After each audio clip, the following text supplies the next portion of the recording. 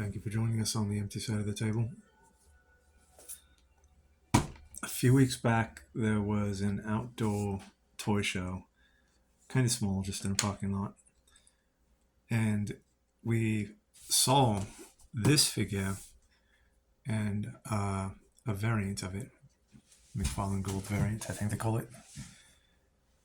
And they wanted way, way too much for them.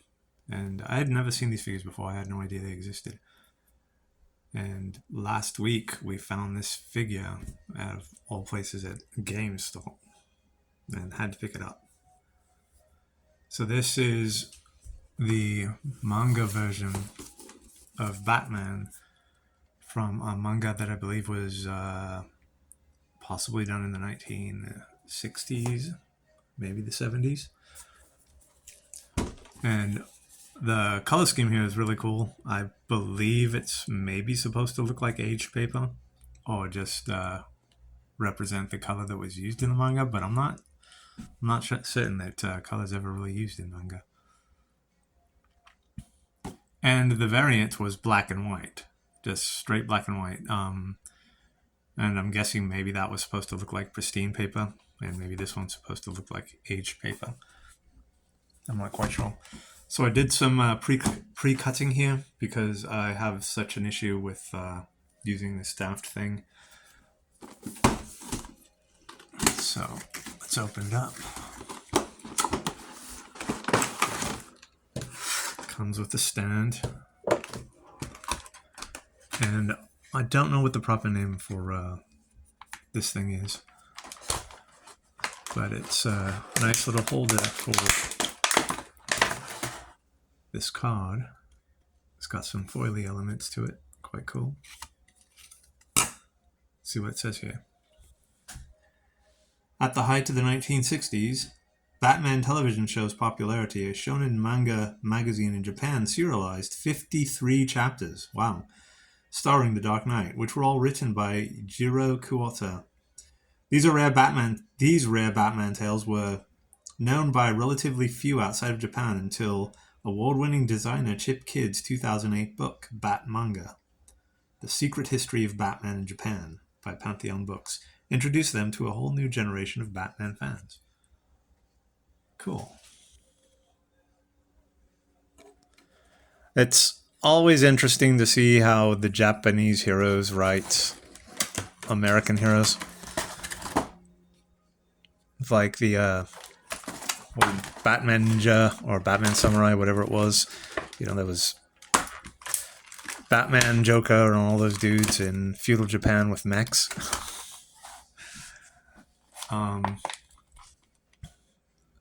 And, you know, they get so upset with the way we handle their Godzilla. I've often wondered what the Japanese thought of Pacific Rim, though.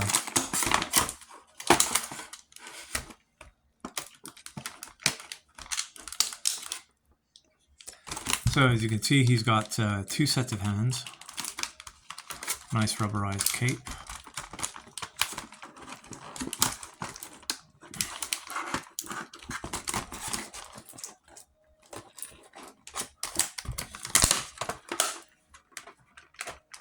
We are still recording, right? Yeah. There we go.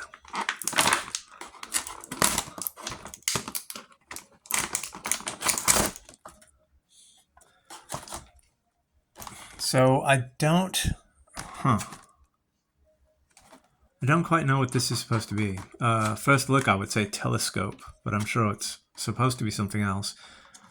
This is some kind of a gyroscope with the rope there, maybe, and a red batarang. It's an interesting color for a batarang. So let's see here. He's got the nice pivot in his head. Shoulders move quite nicely. All right. He's got the nice pivot in his bicep there. Double jointed elbows.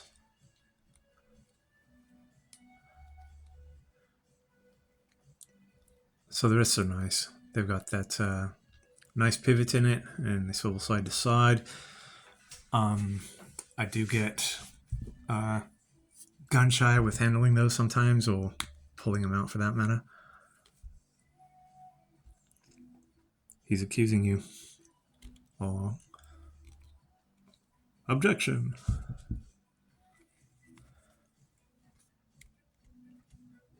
Got some decent play in the waist, at the upper torso anyway. Don't know. Okay, so the waist itself doesn't twist. Just the torso. Feels like he's got some rubberized trunks, so his legs swing out nicely. Double jointed knees. Yeah. Lots of nice play in the ankles.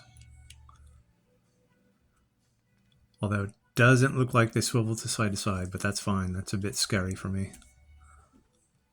And the toes point, really nice.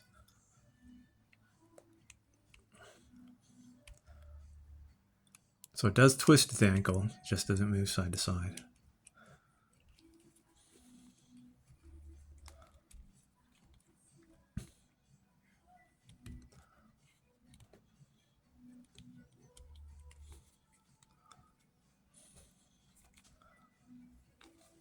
Batman just had an amazing idea. Eureka!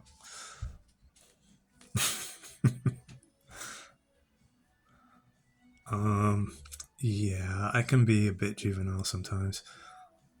Let's see.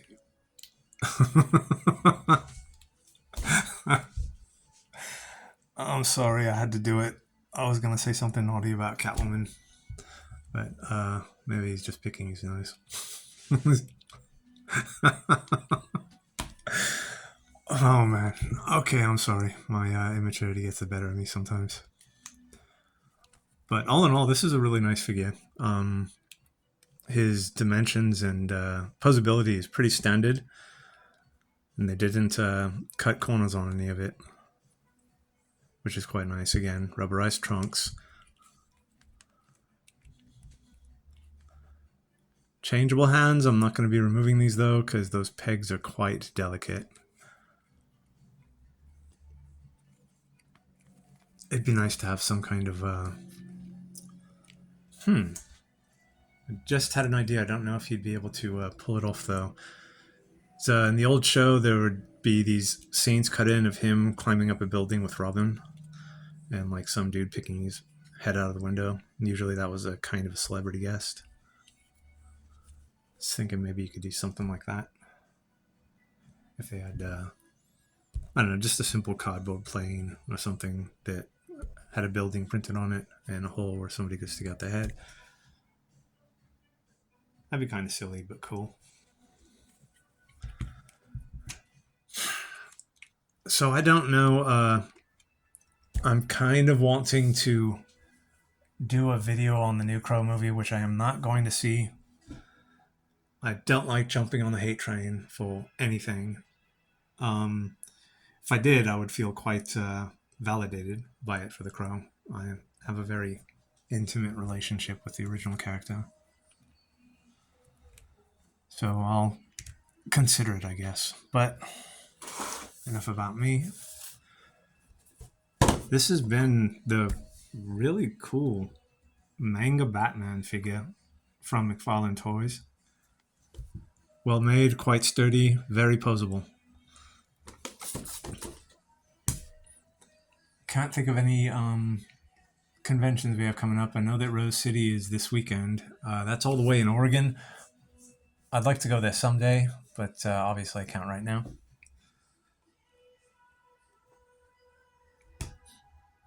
But thank you, as always, for joining us. Stay healthy. Always be kind. Take care.